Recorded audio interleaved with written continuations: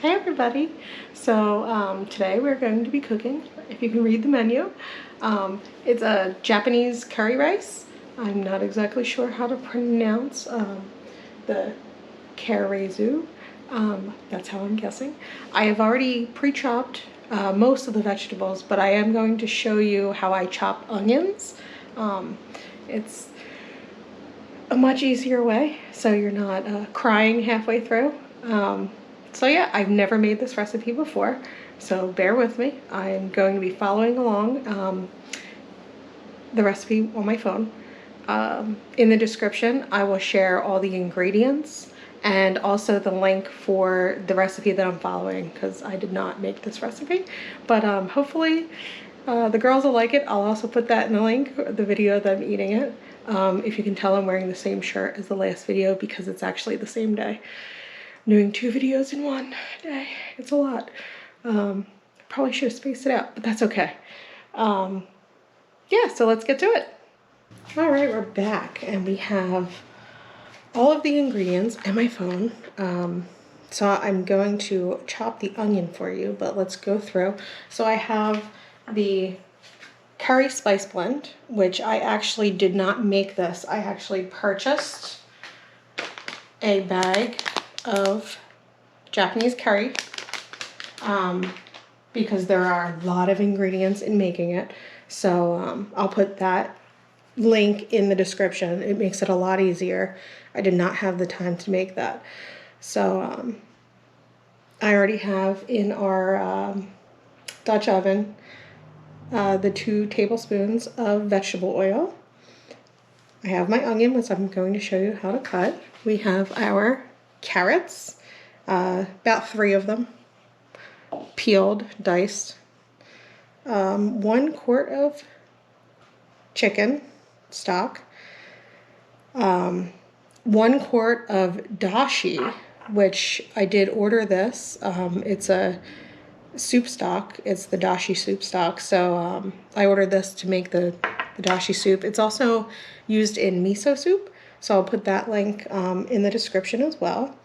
I have my, the whole house smells like this, but my 2-inch piece of ginger, minced. I have 3 ounces of an apple that's minced. My 1/2 cup of unsalted butter.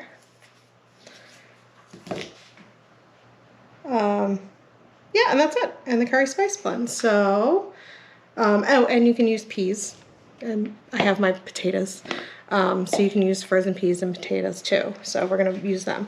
So what I like to do to, obviously you peel, I cut off the bottom of it. You don't have to cut the top of it off, but this one, it just would not peel right. So I just cut the top of it. But you're going to want to, if you do cut the top, make sure you don't slice into where you cut. So you just slice straight down. And you're going to go all the way around, not overlapping. So you don't want to overlap your slices. See how they're separate? And you can do them as close together or far apart as you want. If you like a chunkier onion, that's great. If you like a little thinner onion, go a little bit thinner. But you just go all the way around the onion. And this will help you so that you're not crying halfway through dicing your onion. I have very sensitive eyes, especially to onion. I mean, my nose runs, my eyes run, like everything in my life runs. So yeah, very, very sensitive.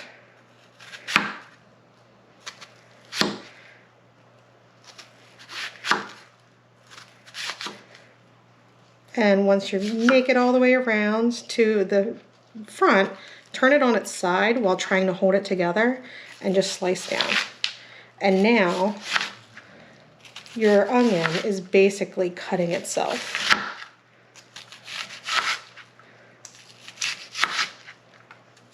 Obviously, watch your fingers. Sometimes the top, I just throw the whole top out if it doesn't cut right. But this way, now I'm not crying or sniffling or having to pause a recipe to, you know, wash my hands and blow my nose and wipe my face. because I can't read the ingredients. You can go back through and just slice just to make sure everything's all diced up nicely. But yeah, that makes it like much easier.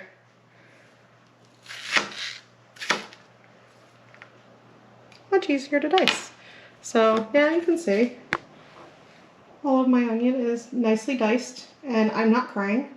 All of my other ingredients, there's my box. I did pre-make the white rice too. That's gonna go on the side. I made that yesterday along with the broths. So yeah, let's get to cooking. Okay, so I've heated 2 tablespoons of vegetable oil. It's on medium heat. I'm gonna grab a pair of tongs. The recipe calls for medium high. I like to cook everything on medium. And we're gonna put our chicken in. I did a little bit over a pound. There's 4 pieces of chicken. I don't want to have to wash my hands, so I'm using tongs.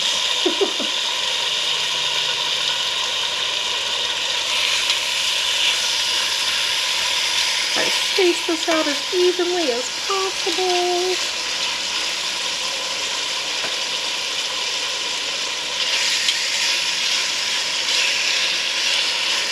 And it said to do it till it's brown on each side, about 6 minutes. It didn't say 6 minutes per side or 6 minutes total. So I'm going to look at the sides. After 3 minutes, I'm going to check and see what they look like. So yeah, we'll just let them cook for about 6 minutes. I may fast forward, so you don't have to sit here and watch chicken cook. Okay, so now that our chicken is cooked, I'm going to put it on a plate, set it aside.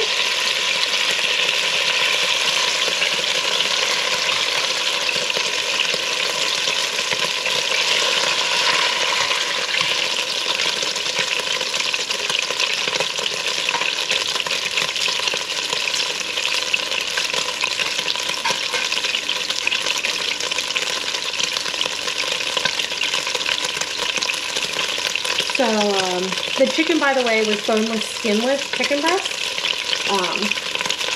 So now we're going to add our onion.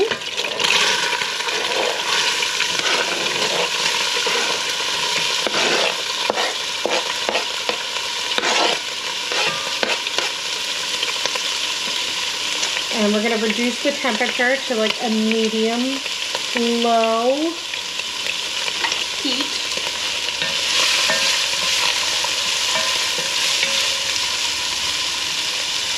And if you see any onions that are, you know, a little too big, just stab them with your spoon. They break fairly easily. Nobody likes to bite into a giant chunk of onion. Well, some people do. I don't. So yeah, stir up your onions so they're fully coated in the oil that you put in there. And we're going to cook them for about 10 minutes.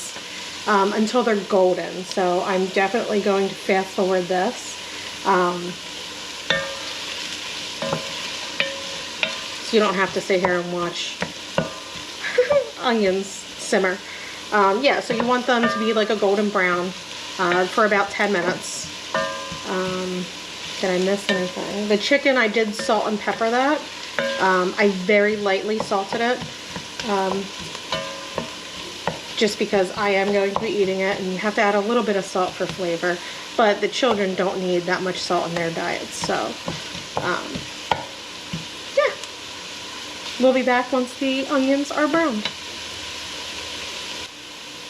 Okay, so we're back and our onions are getting nice and golden. Yeah, about 10 minutes, and you can see they're just starting to get golden right on the ends. Also, you can see on the floor, Dino, the dog, has come down because it smelled really good. Alright, so now we are going to add carrots. I dropped it. Oh, I did.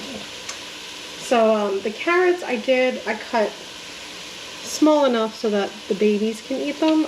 You can leave them a little bit chunkier, but I want them to be small enough so that they'll be nice and soft for the girls and nobody's going to choke on them. And we are going to, some of them I did leave a little bit bigger. I don't know if I can split that with a spoon. I'll make sure those bigger pieces don't end up in their bowl, or I'll cut them when they're smaller, or softer, I mean. Cut them smaller when they're softer. So you want to do simmer, you turn the heat down a little bit, and let them simmer for about 4 minutes, just to soften them a little bit.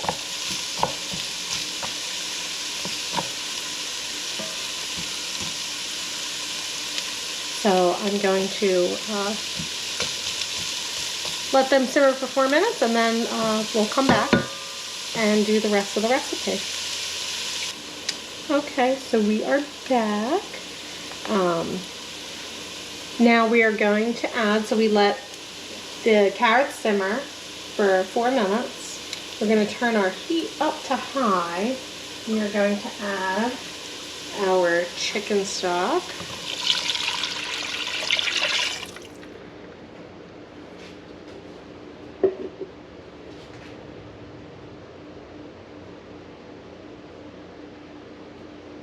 And our dashi. I was trying not to spill that.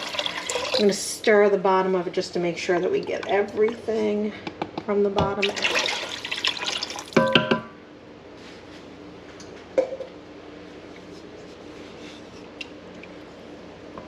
So we're going to bring this to bubbling, to a boil.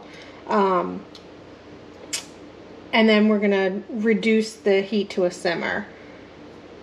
So you want to bring it to a boil and then reduce the heat to a simmer. And we'll skip ahead to when it's boiling. Okay, so now that we are at, it's starting to boil. So I did cut up the chicken into bite-sized pieces. I made them, I'm going to show you, pretty tiny so that the girls won't have a problem eating them. So we're going to put all of that plus any of the juices that accumulated. We're going to put all of that chicken back into the pot.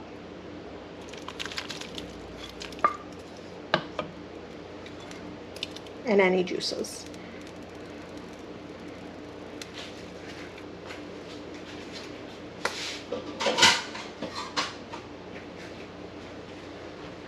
So these are chicken breasts, so if anybody saw any of the pinker looking meat, it's all cooked. And it'll cook all the way through if it wasn't, but it definitely was cooked through. These were boneless, skinless chicken thighs, so there is some dark meat mixed in there. So we are going to pour that, and we are also going to put our potatoes in.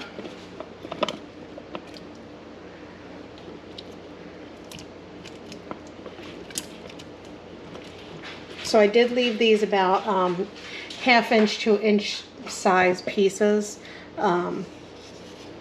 just because I don't want the bite-sized pieces to basically disintegrate. So when I do serve it to the girls, I'll just mash them up a little bit or cut them a little bit smaller before giving them to the girls. And we're going to reduce the, and the apples, I almost forgot the apples.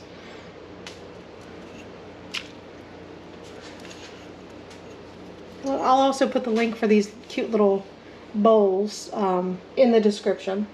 They come in all different colors. They're very, very helpful. So put the apple in.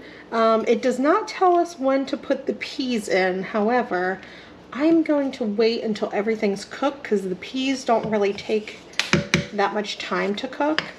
So we are going to reduce this to a simmer for about 15 minutes. but we also have to make a roux. So I already have my other burner on because it's going to be awkward for me to cook on the other burner in front of the camera, only because I'm left-handed. So yeah, you're definitely going to see my hand in the way all the time. So I'm going to slide this over when I get a pot over because it's a little warm.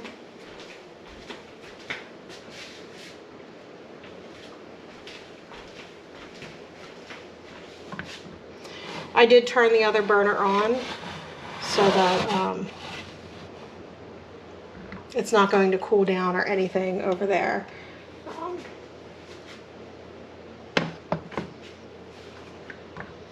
Just turn it a little bit. Keep an eye on it.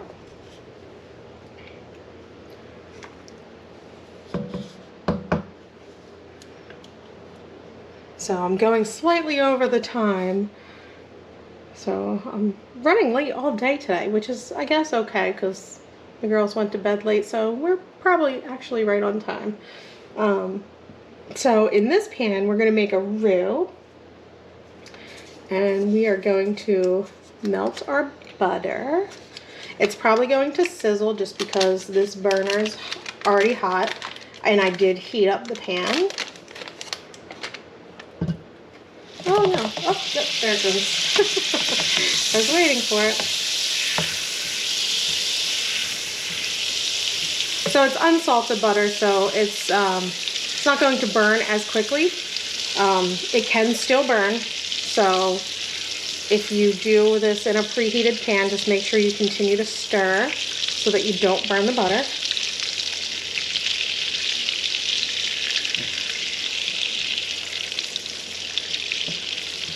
We're going to melt it completely before adding all of our other ingredients.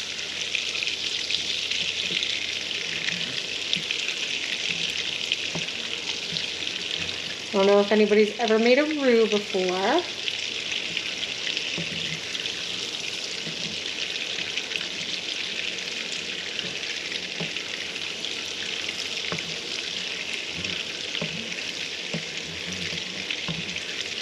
All right, so now, and you can do this over medium heat. I just turn the heat down a little bit just because it is very, very bubbly. We're going to add our flour.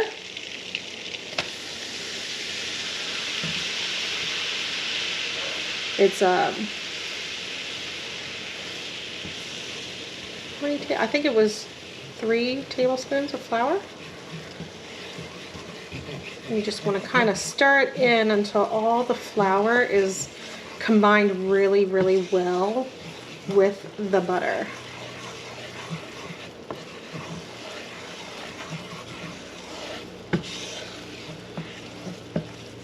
If there's any pieces, just kind of smush it with your spoon.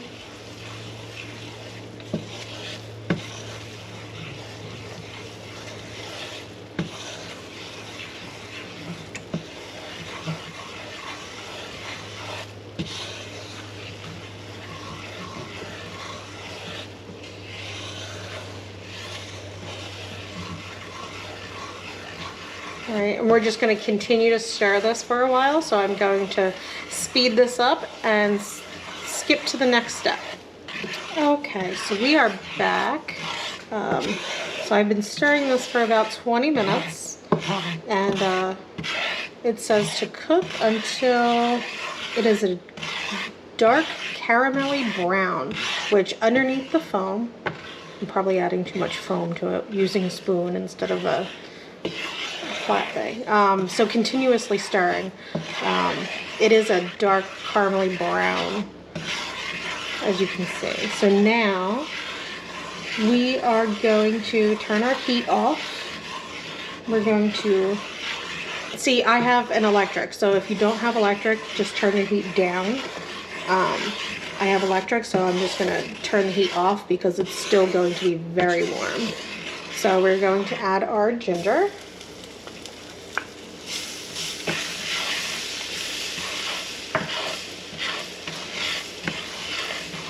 and 3 tablespoons of the curry spice blend that I did not make. I did purchase it.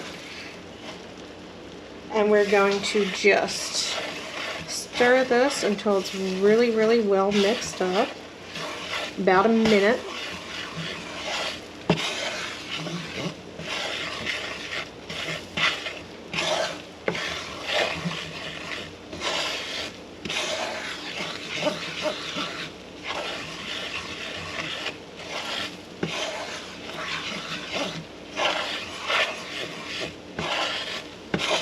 Meanwhile, the whole time, our stew has been simmering away over there.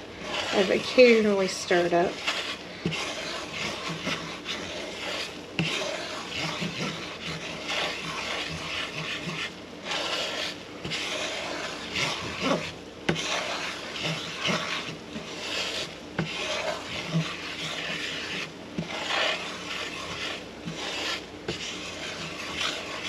Alright, it's been about a minute. Now you want to remove from the heat. So I'm just going to put it on this back burner up there, and we're going to let it cool slightly. Just going to stir it a little bit more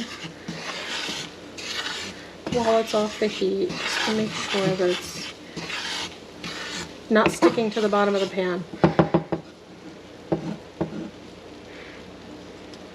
So now I'm going to actually grab a fork and check to see if those potatoes and carrots are soft.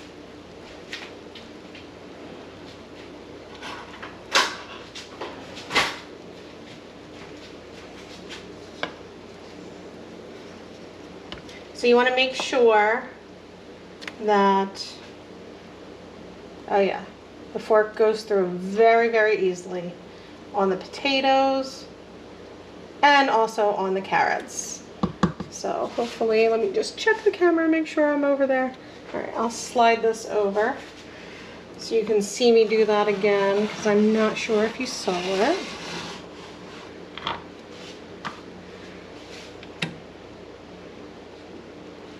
So you just want to make sure that it goes through nice and easily. So it goes through very, very easily.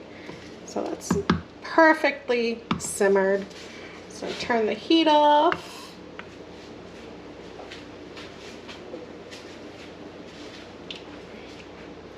And now that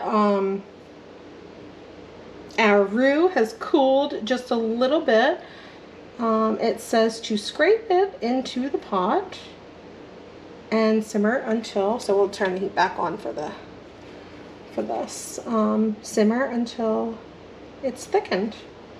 All right.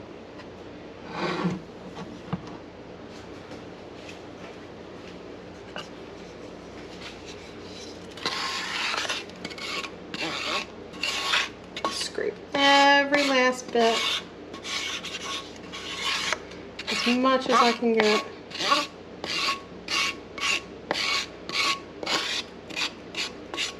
Into there. It smells absolutely amazing. I'm really, really hoping that the girls like this.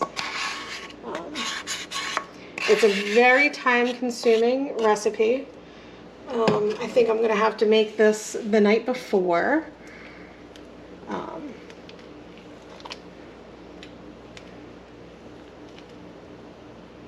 The next time I make it, it's definitely going to have to be a night before recipe.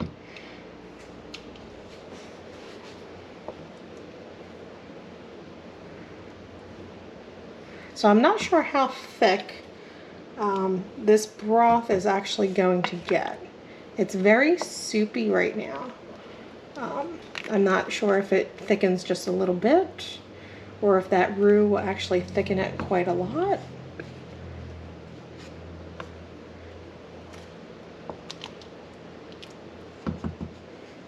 All right, I'm just gonna let it simmer for a few minutes, and we'll see what happens, and I'll come back.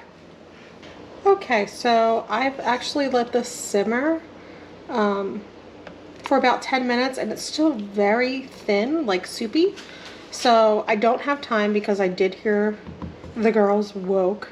But I think the next time I make this, I will probably, if the girls like it, I will probably do, and I recommend doing a second roux. So instead of just doing half a cup of butter and the 3 tablespoons of flour, I would do a whole cup of butter and 6 tablespoons just to help thicken it. The roux takes 20 minutes, so I do not have 20 minutes to do another roux to add to this, but that's about as thick as it's going to get, I think, without just reducing all the broth. So now we are going to add our peas. So I have frozen peas. It's a cup. Oops. And the dog's gonna get a few peas that just flung out of the container on me. At least he likes them. He jumped at that. And we're just gonna let them heat up in there. So I'll give that a few more minutes.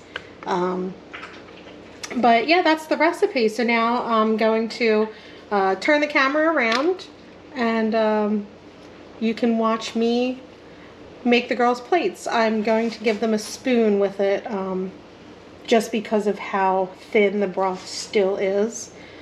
But yeah, hopefully it'll be a hit, so next time I do it, and I'm definitely going to cut those potatoes, but yeah, the next time I do it, I can make it a little bit thicker. But this recipe, I think they should have doubled on the roux, because I think it's supposed to be a little thicker than this, but that's okay. The flavor is all there, I'm sure. Give it a taste. It is actually really, really tasty. So yeah, okay. We'll plate the girls' food. I'll be right back. All right, so like I said, I've already cooked some jasmine rice. So I'm going to put probably 2 scoops in there.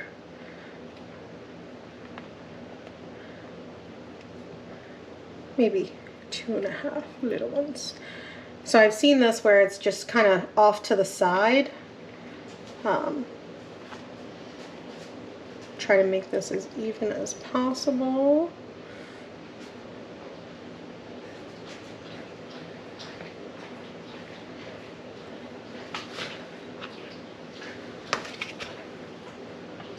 And we'll get a little ladle.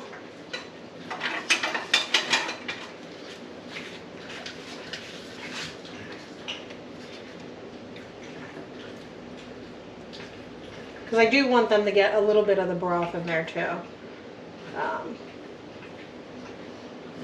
Like I said, I really wish that it had come out a little bit thicker. So that's just 1 little ladle, and that should be enough.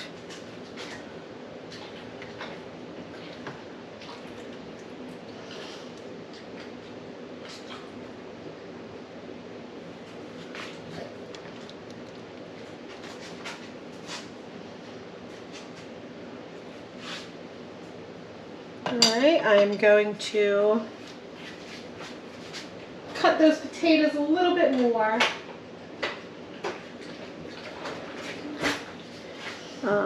Just so that they're a little bit smaller. They're so soft and tender. Everything in this dish is very soft and tender, but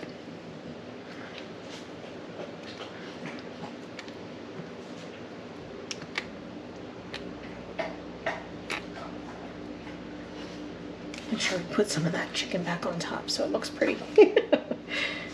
I might fish out a few more carrots for them too.